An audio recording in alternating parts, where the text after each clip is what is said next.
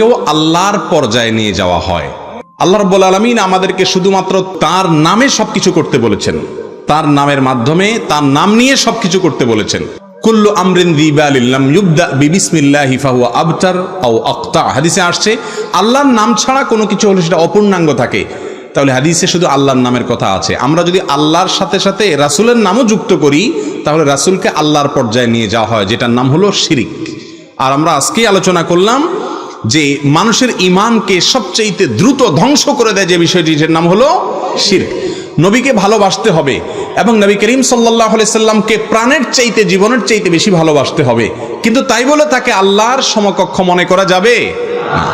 এক ব্যক্তি রাসূল করিম সাল্লাল্লাহু আলাইহি সাল্লামের সময় কথা বলতে গিয়ে এমনভাবে বলেছেন, আল্লাহ এবং তার রাসূল কথাটাকে এমনভাবে বলেছেন মনে হচ্ছে আল্লাহ এবং রাসূল দুই সত্তা মিলে প্রায় এক বা সমপর্যায়ের। তখন নবীজি বলেছেন, বিসাল খাতিবু আন্ত, তুমি অত্যন্ত নিকৃষ্ট আলোচক, লেকচারার, ওয়াইজ, কারণ তুমি রাসূলকে আল্লাহর পর্যায়ে নিয়ে গেছো। আমাদের অনেক ভাইয়েরা বলে আল্লাহ রাসূলের নামে, আল্লাহর নামে হয়, রাসূলের নামে হয় না। এভাবে বলতে পারেন আল্লাহর নামে, রাসূলের পদ্ধতিতে, রাসূলের বাতানো পদ্ধতিতে। এই জন্য কখনো রাসূলকে আল্লাহর পর্যায়ে আনা জায়েজ নাই। আল্লাহর কোনো শরীক আছে, পার্টনার আছে? রাসূলকে যদি আল্লাহর পর্যায়ে নিয়ে যান তাহলে এটা হলো আল্লাহর সঙ্গে পার্টনার সাব্যস্ত করা, যেটা সবচেয়ে বড় অপরাধ। অতএব এভাবে বলা যাবে না, এটা শিরকপূর্ণ কথা। ছোট ছোট কথা আমরা খেয়াল করি না, কিন্তু ঈমান নষ্ট হওয়ার মতো অনেক সময়।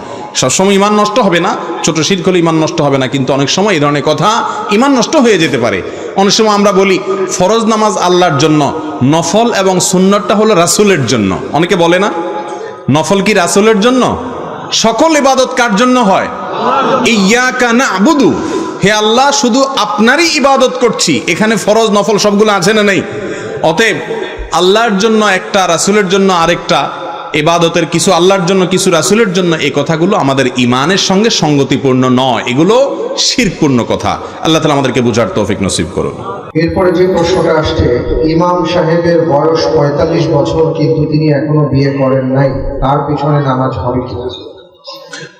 জি ভাই, এদেশে দুই শ্রেণীর মানুষের জন্য সাধারণ মানুষ বেশি মাসআলা তালাশ করেন। তার এক শ্রেণী হলো ইমাম সাহেব, আর অপর শ্রেণী হলেন মহিলারা। যত ফতোয়া দেখবেন, যত মাসআলা দেখবেন, বিশেষ করে খোঁচানো মাসআলা, এগুলো সব ইমাম সাহেবদের বিরুদ্ধে কিছু মুসল্লি আছে সারাদিন খোঁচান, আর মহিলাদের বিরুদ্ধে। সহবাসের পরে